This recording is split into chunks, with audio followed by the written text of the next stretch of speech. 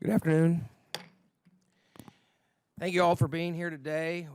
We want to conduct the oversight hearing of Office of Investment and Innovation at the Small Business Administration, or SBA. Providing robust oversight for the SBA is one of the most important functions of our committee. The SBA plays a significant role in providing assistance to American entrepreneurs. The SBA provides small business with financing, entrepreneurial development, education, and government contracting assistance. Oversight helps ensure that the agency is effectively utilizing its resources to provide the service mandated by Congress and expected by the American people. Throughout the month of January, our committee is holding a series of oversight hearings examining all aspects of the SBA, its management, and its programs. We began last week and we heard an assessment of the Government Accounting Office, or the GAO, on a report detailing inefficiencies and ineffective management operations throughout the SBA. Today, we will examine the programs implemented by the Office of Investment and Innovation, or the OII, and its efforts to deliver effective assistance to entrepreneurs in an efficient manner. The OII is responsible for administrating several very popular programs offered by the SBA.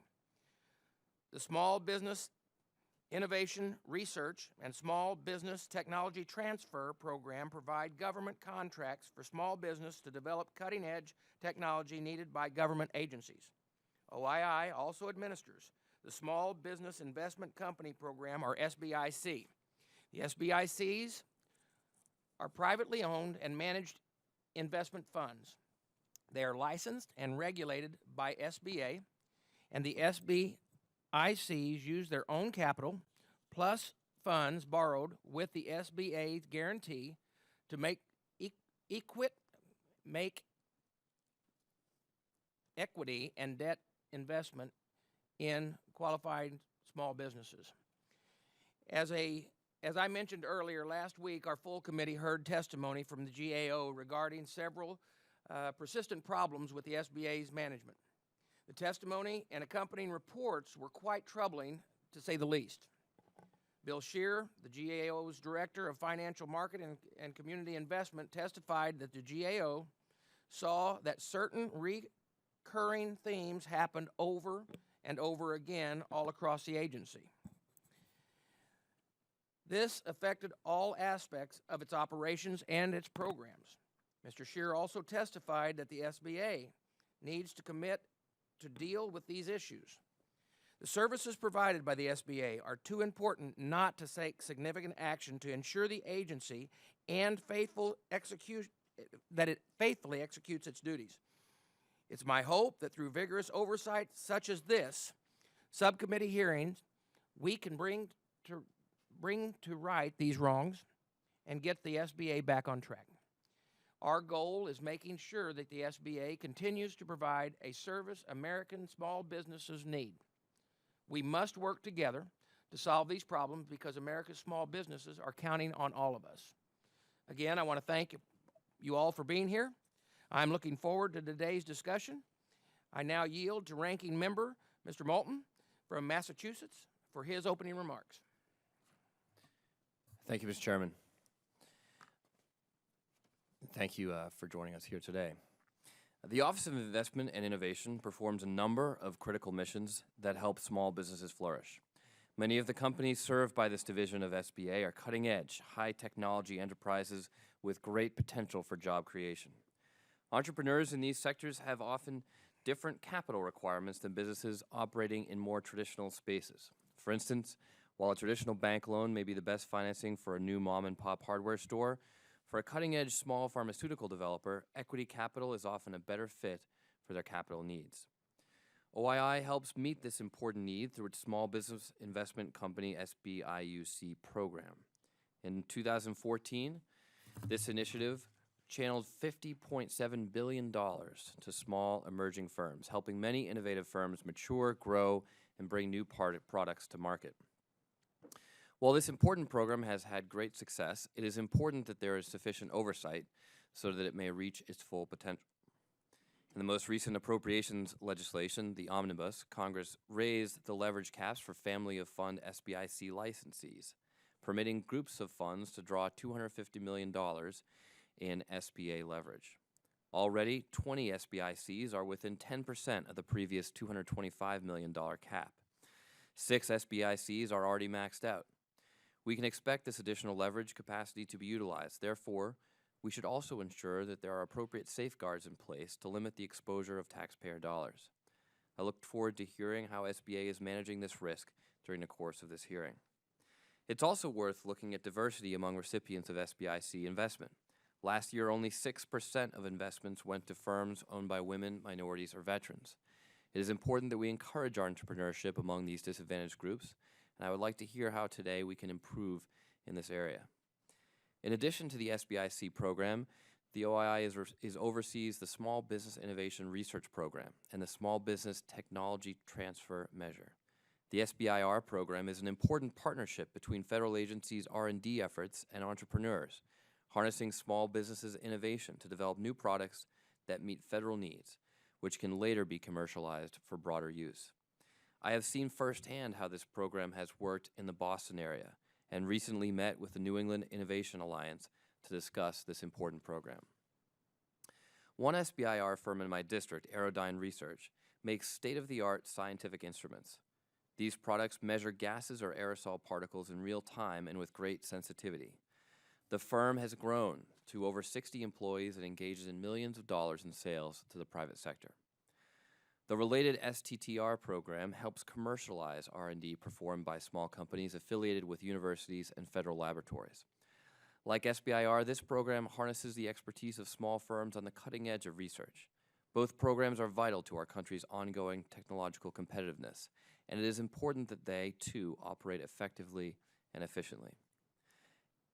In 2011, Congress reauthorized both of these programs while making changes to ensure that small businesses are able to participate in the program and increase oversight. I am particularly interested to see the progress in implementing these changes and what the SBA is doing to ensure that the program is working effectively for small firms. Mr. Chairman, small businesses in every sector are vital to the innovation that creates new products, sparks job growth, and will ensure that our nation remains at the forefront of technological development. OII's programs provide critical support to small firms that are advancing this goal, and I look forward to hearing about how improvements can be made at SBA to maximize the value of these initiatives. Thank you, and I yield back. If the committee members have any opening statement prepared, I ask that they submit them for the record. I'd like to take a moment, first off, to explain the timing lights for you, okay? You will have 5 minutes to deliver your testimony. The light will start out on green. When we have 1 minute remaining, the light will turn to yellow, and then finally, at the end of the 5 minutes, it'll turn to red. We just ask that you kind of adhere to these limits. So, first off, to introduce our witness today is Mr. Mark Walsh, the SBA's Associate Administrator of Office of Innovation and Investment. He has over 30 years of experience as a technological entrepreneur, manager, and investor prior to serving at SBA. Mark was executive chairman of HomesNap.com, a computer application for residential real estate, and CEO and co-founder of Genius Rocket, a leading provider of crowdsourced marketing, for major brands of global non-for-profits. He has been a division head and a senior executive at technologically and content companies like GE, AOL, HBO, and others.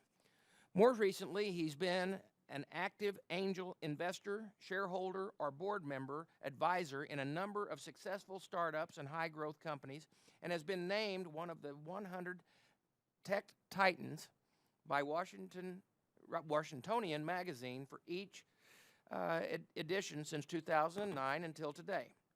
Mr. Walsh, thank you for being here with us today, and we recognize you for 5 minutes.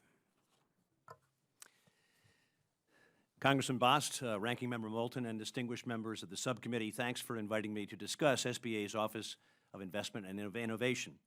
I'm pleased to detail our flagship programs, Small Business Innovation Research, Small Business Technology Transfer, and Small Business Investment Companies, as well as our successful support for accelerators and incubators.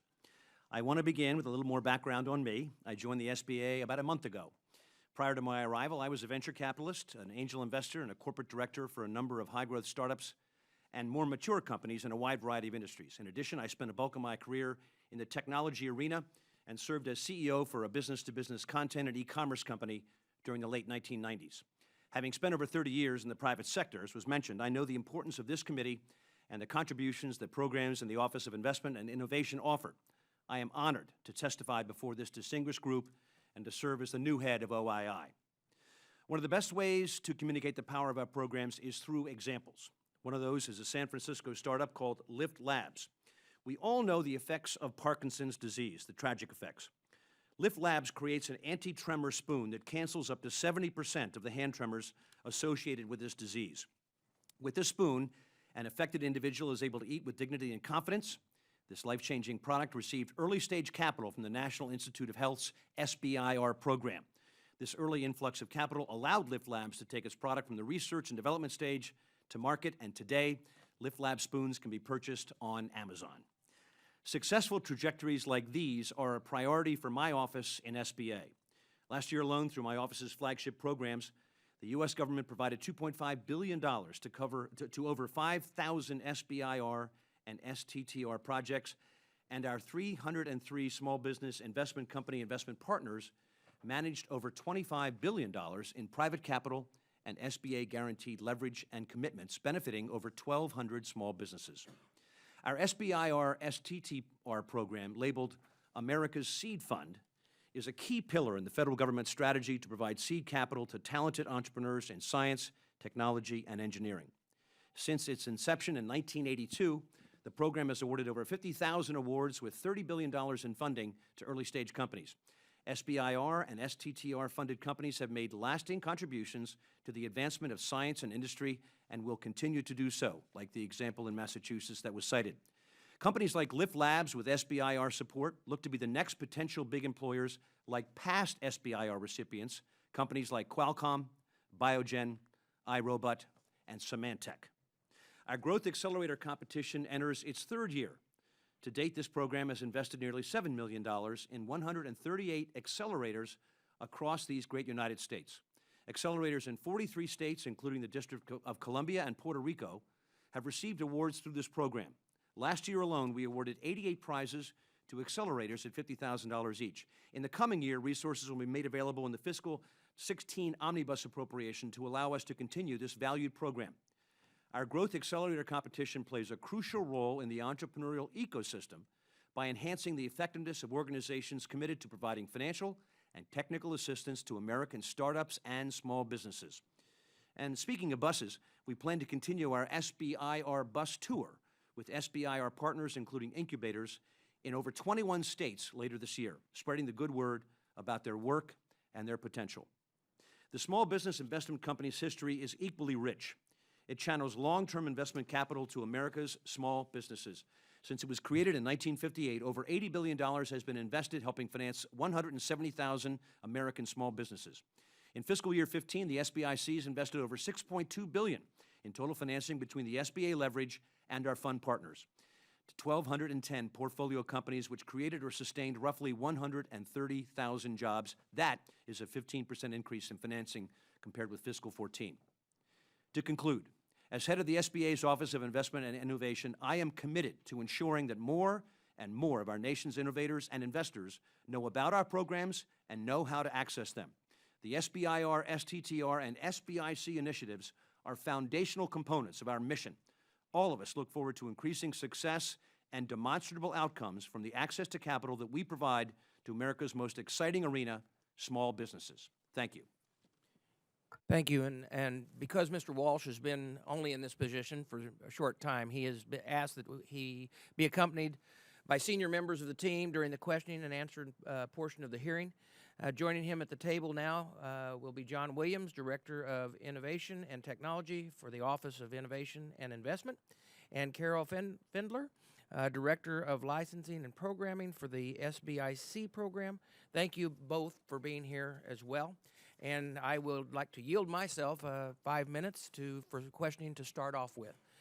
Mr. Walsh, I understand that you have experience in the private business sector, that from what you explained. What have you been what were your initial impressions of how the SBA functions and what you've seen, and that would immediately that you would like to improve on? Well, I've spent my career really in innovation and investment, so the two I's of our office of OII were directly DNA level related to my background. So I was expecting to see a lot of alignment in the day-to-day of my team over there, and I have seen that, Congressman. We help small companies, be they startups with very small staffs, using innovation and research from labs, to more successful companies with positive cash flow and hundreds of employees, through the various funding efforts that we have, point one. Point two, we have a rich and robust network of over 300 professional investment firms whose debt leverage we help send out, or their investment decisions are helped by the investments that we make with them. So my first impression is very positive to the overall structure of the program. Secondly, perhaps as importantly, I must admit I am incredibly impressed with the teammates that I have over at the office. I mean no disrespect to government in general, but sometimes people walk in expecting government to be more dysfunctional. In fact, I have found zero of that. So I have been incredibly impressed with the professionalism, the caution, the care, and frankly, the futuristic outlook of all of my teammates at OII. I don't know enough about SBA in general. I'm still learning my way through the hallways, but I do expect that across the board, I will find SBA to be as impressive as my teammates in OII in their professionalism and, lastly, in their commitment to the mission. SBA is one of the few organizations I see in the federal government with no regulatory power. We're about helping companies, and I find that both maps against my personal goals and my personal background, and it's been very, very encouraging to see it day to day in my office. So the office worked perfectly. I meant not to say that, Congressman. Okay. There is room for improvement in every single organization, believe me. Okay. You know, given, and there's an important time change coming up here. You know, we have a very short time for this president to be in office, and we're coming up on 2017. What action's being taken right now to ensure that the SBA leadership team can pick up right where it leaves off with a new administration? And how will leadership transition plan? Do you have a transition plan in place? And what's your strategic plan for the long goal? I was lucky to have actually two predecessors in a row, both of whom I knew personally. In fact, my predecessor I helped recommend to get the job. So his transition plan that he left me was rich and robust, and we, being friends, were able to have a very productive time together conversing before I physically took over. So I arrived with a pretty good transition plan in place for the day-to-day operations of what I oversee at OII.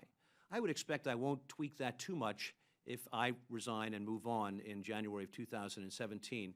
But to the second part of your question, an important part in my opinion, what kinds of initiatives do we think we can make some progress on in this coming year, or start and leave in place with some energy behind them for my successor to take over and that man or woman to progress forward with those initiatives? And I'll give you one example. The accelerator and incubator program that we've initiated, where we tested, we had 800 applications from innovation incubators and accelerators around the U.S. We awarded prizes to over 88 last year.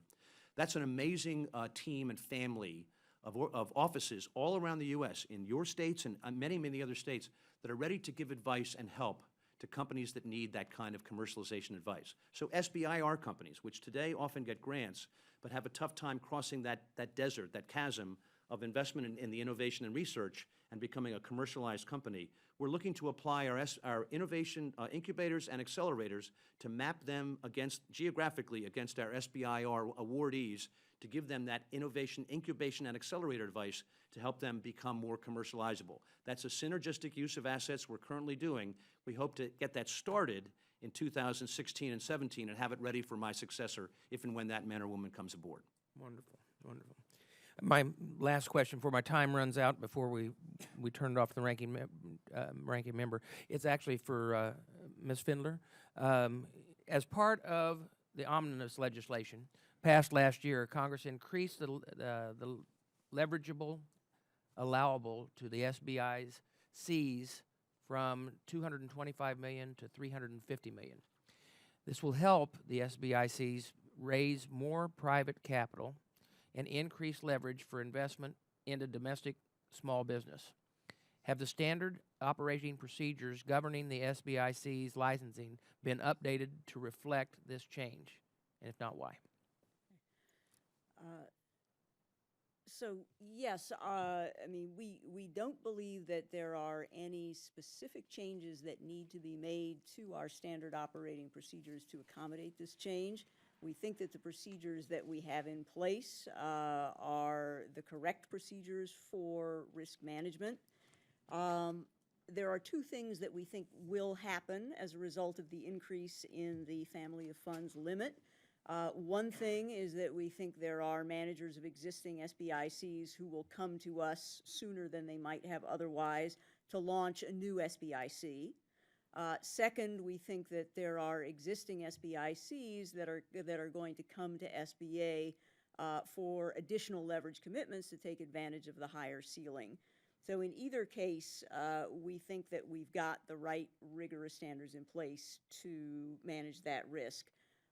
In the case of a brand new SBIC, if we have a management team coming in to apply for a second fund or a third fund, our subsequent fund SBICs go through the same full licensing process that any other SBIC does. That begins with in-depth analysis of the financial performance and also the regulatory compliance of the existing SBIC or SBICs that we're already very familiar with.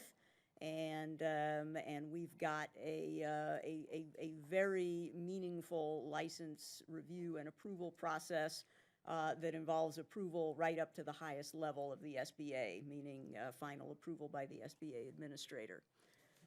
With respect to existing SBICs coming in for additional leverage commitments, again, those commitments, any request for a new commitment is going to go through SBA's really very strict credit underwriting process. That includes financial analysis, risk analysis, again, requires approval at multiple levels of SBA, concluding with Mr. Walsh. And the other aspect that really applies both to new SBICs or more highly leveraged SBICs is our monitoring process.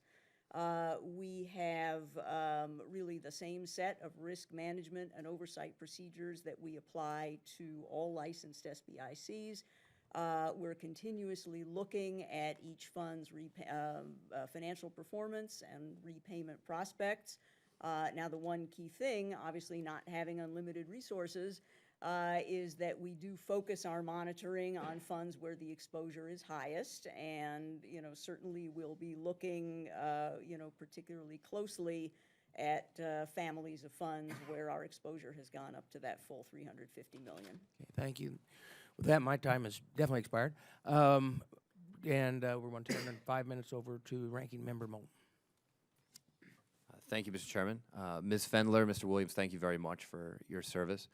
Mr. Walsh, you and I share, we're fellow alumni of a halfway decent business school up in Boston. You have a business career that far outstrips my own, however, and there are many other things that you could be doing, and we're very grateful that you've taken on this job in public service, so thank you.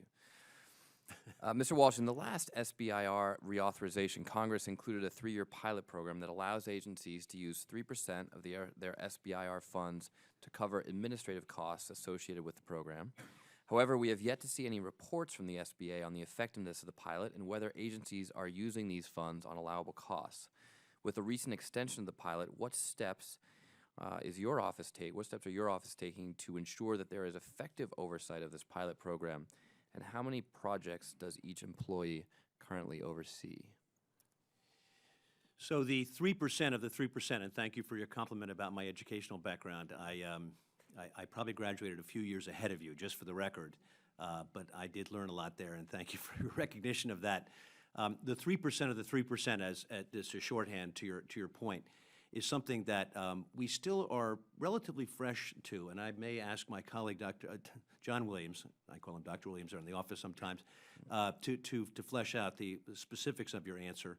The idea of having that type of subset of the overall granting power from each of the agencies that we use to find innovative companies, one of which you cited, as you know, is something that we want to learn more about, because whether we're the actual spender of those dollars from an infrastructure perspective or they're the spender of those dollars is something that we are learning more about. So with that, I will plead my 30-day ignorance level, which I have yet to use, but I will use it right now, Congressman, and I'll ask John Williams to weigh in. Fair enough. You have how many lifelines left? So the program started with a slow start, and so we're actually just really getting in our third year where we're spending that money in contracts and things to provide assistance. So we actually don't spend any of the money. All the money is out at the agencies, and we're playing a role of monitoring. So we are working on reports. We do have reports on what they plan to do with the money, so they submit those to us every year. And we're working, and we've got preliminary reports of what they've done with it, but what we want to see is results. And And so Mr. Williams, when do you think we can expect to see those reports? within 6 months?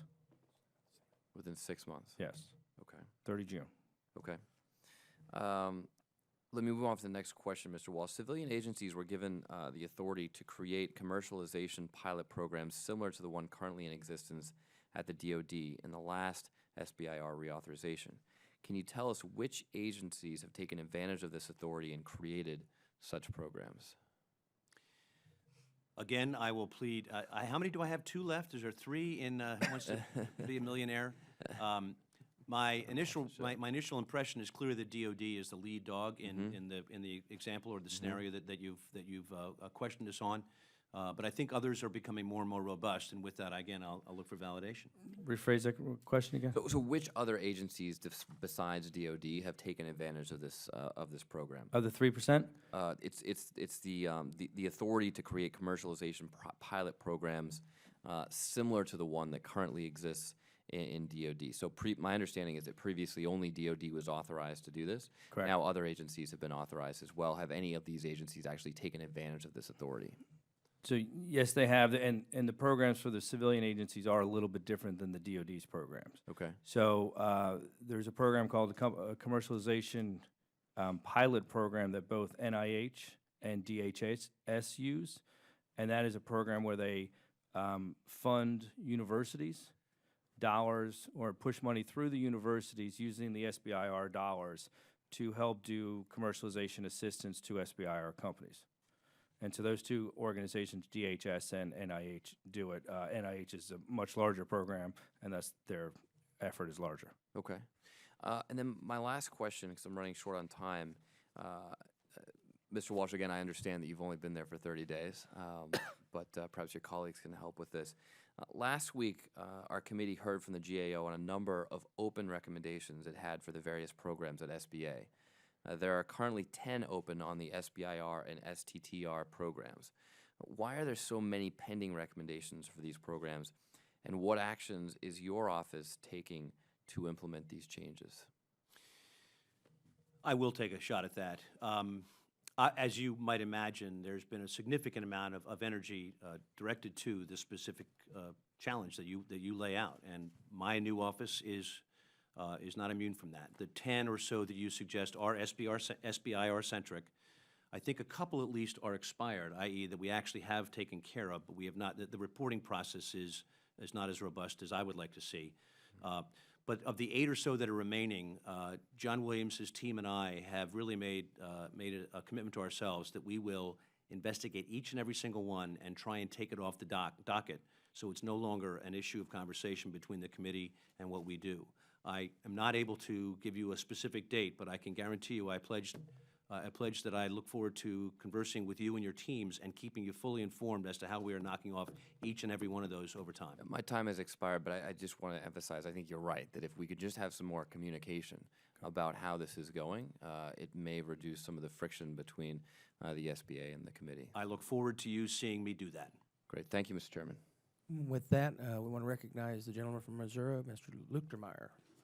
5 minutes. Thank you, Mr. Chairman, and welcome, Mr. Walsh. Kind of follow up a little bit on the last question a little bit, because I'm kind of concerned you're walking into a quagmire here. You know, we had 69 open recommendations from GAO. You still had 10 when you walked in your area. To me, and then this isn't something that happened last year. This is stuff that's been dragging on for years. Same thing with standard operating procedures. Had one example here, SOP for licensing SIBs in 1984, which is not modified until 2014, despite the fact that SOP failed to address application for new types of SBICs created in 84. You know, some of your predecessors were pretty lax, not very competent, quite frankly, in getting things done. And so we're looking forward to your expertise, being able to get some things done, hopefully shake up what's going on here. Because obviously the taxpayers and our citizens deserve better. I'm a big fan of SBA. I think it's got lots of opportunities to help lots of people. But obviously, when GAO comes in with recommendations that 80% across the board of other agencies get their recommendations done, and the recommendations of small businesses 50%, we got a problem. And so these are important. They're not something to just blow off, so hopefully you take it seriously. I'm willing to give you a pass on it because I've been in places before where we started at 30 days and it takes a while to get things done. You know, one of the other questions I have, over all the programs that you see, how many of them are loan programs versus grant programs? The SBIC program is a loan program. We leverage, we grant debt leverage to professional investment entities, venture capital firms, private equity firms, business development corporations, or banks in some cases, and they take that leverage debt to add on to their investment. So that's SBIC. SBIR is a grant program. Okay. And the accelerator and incubator program is also a grant to those incubators. So two grant, one debt. Very good. How is the past due ratio? What's the size of your portfolio on your loans? And what's the past, if you don't know, I wouldn't. Well, the debt portfolio stands today at about $25 billion. Okay. Our loss ratio, all in, is about 3.5% to 4%. What's your past due ratio? Past due ratio, I do not know. I'll have to get back to you on that. That's fine. I'm just kind of curious. Yep. It's a question I ask quite often of people who oversee different programs, loan programs. Yeah. Formerly in the financial services world. If you don't watch those things, how do you know what's going on? Yeah. I asked this of your colleague yesterday, Ms. Sanchez, and her answer to me was she had a $1.4 billion portfolio. Oh, we don't have any past dues. The banks take care of that, which was a breathtaking comment. Absolutely stunning that she had no idea, being there for a significant amount of time, what her past due ratio was of a over $1 billion portfolio. That's unacceptable. So this is something that to me is important, so hopefully you'll take that to heart and continue to watch it very carefully. We want to make sure we are good stewards of the taxpayers' dollars here and make sure they get good value for their investment. I will not return without knowing that ratio. That's not a knock on you, by the way, today. It's just, Thank you. it's just something, to me, it's important that I think you should know. Because it's something that you should look at every month on your monthly reports where you're at. Yep. See what the economy's doing and how your loans are doing, and see what your loan officers that they're out there in the field, how they're doing. Just some general questions. Mr. Scheer was here last week and used the term siloed, where because various parts of the agency can't effectively communicate with other parts, we believe some mistakes can be repeated, and he kind of talked about that.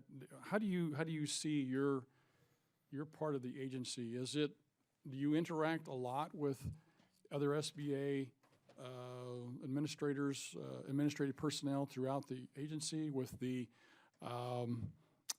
executive officer themselves, herself? Do you feel isolated by where you're at? Quite frankly, with your background, you may be isolated. I don't know anybody else in the whole place has got more background to do what you're doing than what you do compared to everybody else. And quite frankly, the rest of them scare the heck out of me. My question, I guess, is your interaction with other folks within your agency, how's it been so far? And what's your concerns. I'm flattered with your opening description. I mean, thank you for that.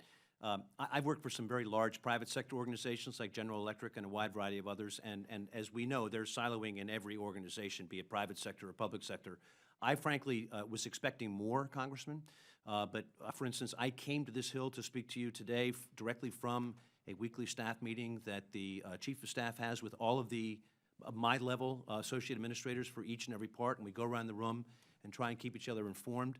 I am very encouraged, bluntly, on the lack of siloing, at least my access to each of people at my level, the deputy administrator and the administrator herself. Now, to your point on whether that siloing ends up becoming duplicative, I look forward to learning more and more about that and reporting to all of you on the types of things that I see. But early returns from my experience are I have access to anybody at my level that I wish to.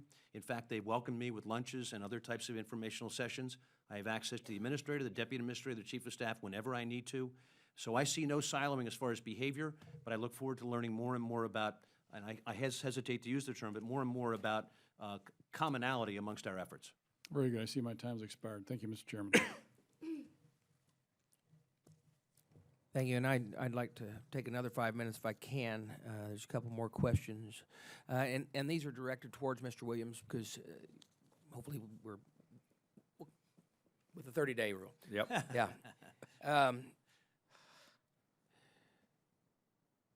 All right, we're going to give you a chance to throw somebody under the bus, okay? How well do the agencies provide the SBA with the information that they need to produce the yearly SBIR reports? How well do they do it? How well do they provide you with that information? Well, so what's happened, and the fault goes on all agencies and all sides, and SBA is part of that, is that we have been working over the last probably 2 years. So I came in December 1st, 2 to 3 years on developing a more automated upload system called SBIR.gov where we'll pull in all the information. In the past, we almost got information in Access form, Excel documents, and so there was a real challenge of getting that information. It was easy to put it into a report, but our goal was to actually pull that information up on our website. And so now, real time, you can look at data up until 2014 and kind of do mapping and tracking. So you could look at what was in Massachusetts, Illinois, how many awards, what the companies were, and things like that. So our focus over the last year since I've been there is to work with each agency's system, because each agency has a different database system, a different contractor, and so that effort was a lot harder than I thought, and it takes money and resources on both our side and their side to get everyone to kind of do this different way of uploading information in more real time. So we've made a lot of progress there. We're behind on the reporting now, taking that data and actually putting it into documented reporting.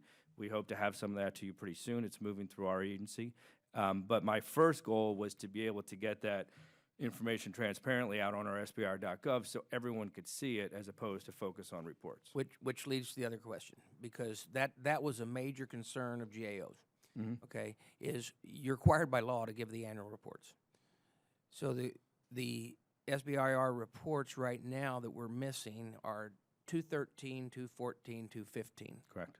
How quick do you think that we could actually get those and be in compliance with the law? 2013, I think, can be, well, so it's hard to put a date, because the way those work is then we release them to OMB, OMB releases them to the agencies, agencies comment back, then we release them to the public. So there's a lot of dates that aren't in my control, so I'm uncomfortable saying it will be by this date. But we are working on it. We're close to releasing them, the 2013 to OMB, and then shortly after that, depending on what the comments back from the agencies are, it can go fast or it can go back. And maybe that's something that you can give to our committee as to what we can do to help you get that done, because it's very hard to explain to the general public that we have in law that you will be reporting, and then whenever these investigations come out and all of a sudden we're 2, 3, and 4 years behind that we haven't done it. So I'd be glad to follow up with the committees on that. Thanks, sir. well, let's shift. The Department of Commerce operates at a regional cluster initiatives, which receive about $10 million in FY 2015 and $15 million in FY 2016. And the SBA also operates a cluster program, and the Small Business Act provides SBA with duplicating the programs of other agencies. You can't. Why does the SBA continue to allocate funds to this program when it appears that that would be duplicative from the Commerce program? Cluster is not, right? It's not under, oh, Cluster is, the cluster program at SBA is not part of OII, but I will look forward to researching it and getting Yeah, if back you into can- your team if we would like. That's Happy what we're to do needing to that. try to find out, because our understanding is we're not supposed to be duplicative with this, and so. That's an admirable goal. We'll gather more data and get back to you, but OII is not the administrator of the cluster program at SBA. Okay. With that, I'll yield. And Mr. Bowman, you got any more question?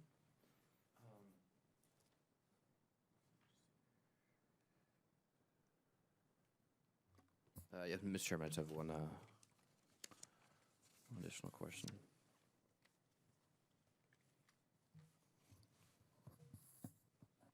Mr. Walsh, I realize that there are concerns regarding proprietary information related to SBIR, STTR programs, particularly when the SBIR grant is related to the Department of Defense.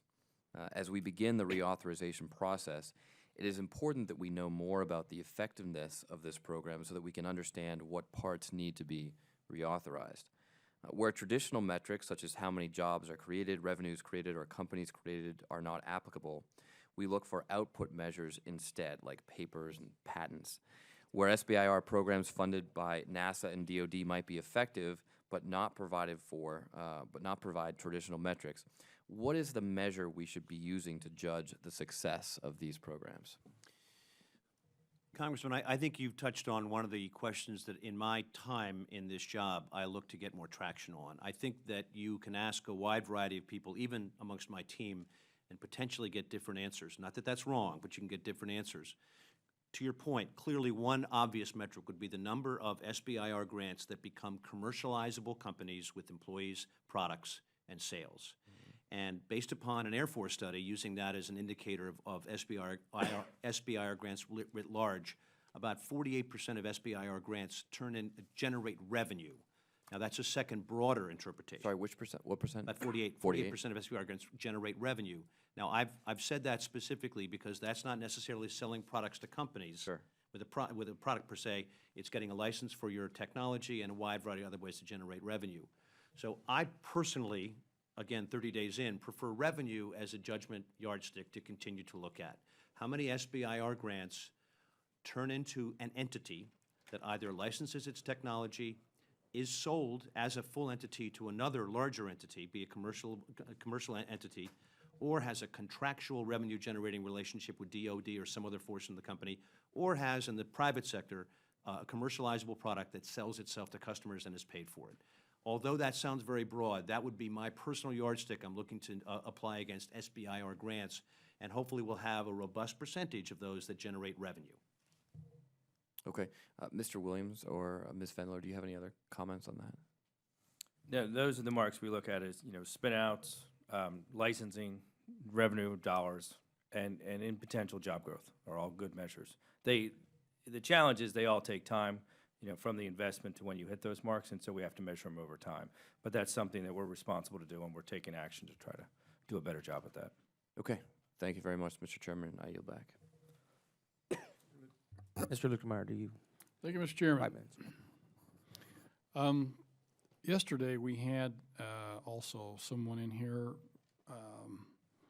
and they were authorized to have 30 different people help them with the trade portion of SBA, and they only had 19.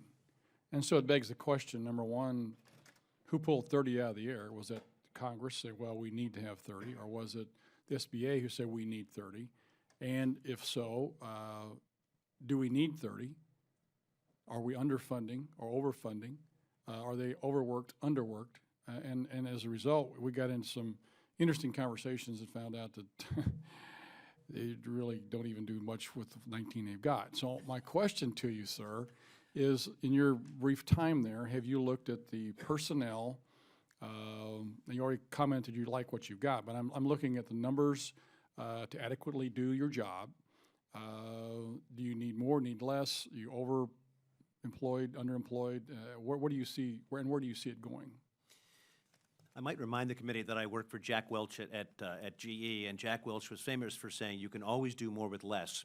I'm not quoting nor am I channeling Chairman Jack Welch in this conversation, but it is certainly one of my goals during this coming year to employ every possible technology, and I use that term in a pretty broad perspective, every possible use of technology to make the folks on my team as productive as possible in the hours in the office and when they're traveling.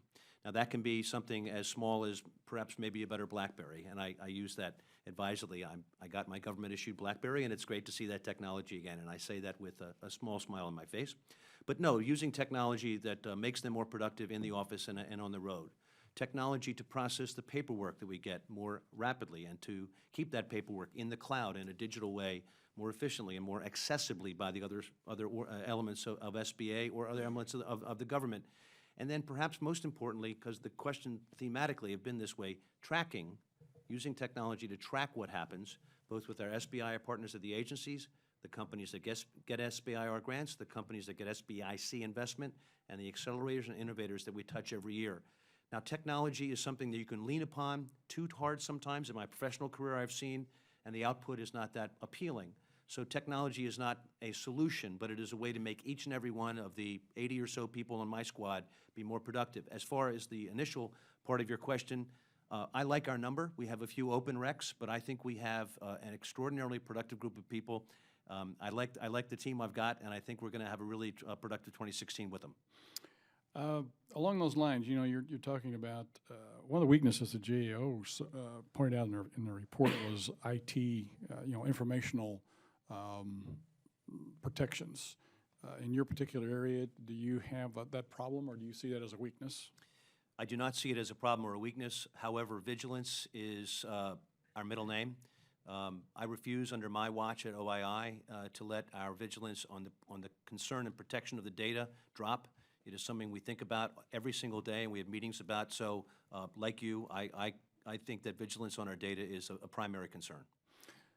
You haven't been there a long time, but I'm sure you've kind of gone through everything. What do you see as the weaknesses of your agency that you oversee, the departments you oversee, and what are your solutions at this point, or have you got some? And I've got about a minute and a half left, so. I'll give you one brief example. Yeah. We have not attracted venture capital companies to the SBIC program in as robust a fashion as I would like. I spent a lot of time in the venture capital industry prior to arriving here, and we all know the major venture firms out in Silicon Valley, et cetera. But there are many venture firms throughout the U.S. that invest in great companies in states represented by you that I'd like to reach out more to. So part of my job, and even when I ran a publicly traded company as CEO, part of my job was in sales. So I perceive that part of my job in this coming year is to travel to those states and to those venture capital companies and show them that SBICs are open for business. It's an efficient way to add leverage capital to a venture capital fund that is investing in American businesses, both in debt and equity. And I think if you look back in my year, it's a sprint, that I would like to look back on the track and see that I've made some progress in that specific arena. Wow, that's a fabulous idea. I've got a few minutes, 3 seconds here to elaborate on that. You know, you would have the SBICs partner with the venture capitalists on the outside, which they do not do now? Is that what you're trying to say? No, we have a new type of SBIC. I say new. It's a new initiative in SBIC. It's called Early Stage Fund, and it gives it's structured financially so that the interest is paid out on the back end of the decade of the interest, which means that the first 5 years the interest payments are not made. They're paid in the second 5 years, which means that a venture capital fund like Andreessen Horowitz, some of the famous ones that we know out in the West Coast or in zip codes that currently are not served by traditional venture funding, can take those dollars and invest in equity, in innovative and transformative companies, and not have to pay the interest fees which traditionally SBICs have. Today, SBIC is really a debt shop. We loan money to professional investors, and they put it out to companies that can afford to pay the interest. With this new early stage investment fund, we can give it with venture funds who will invest in companies that are pre-revenue, but have a great product and a great future ahead of them. And that's part of my sales job, is to get out and get that message out there. Impressive. Thank you very much for your service to do what you do. Thank you, sir. With that, Mr. Moulton has no other questions, and Mr. Luchtermeyer, do you have? Okay, with that, again, we want to say thank you to Mr. Walsh. I want to thank you each for being here. The hearing in which we discussed the GAO last week showed reoccurrent and systematic problems with the management at SBA. These differences must be addressed because so many entrepreneurs depend on services that you provide through the SBA. We must work together to ensure that good incentives like the SBIR, STTR, and SBIC programs continue to help small business, stimulate the economy, create jobs, and rebuild our country. I sincerely hope that you, Mr. Walsh, in your new position, and all of your colleagues at the SBA will be willing to work together with us in Congress and achieving that goal. I ask unanimous consent that the members have 5 legislative days to submit statements and supporting material for the record. Without objection, so ordered. The hearing is now adjourned.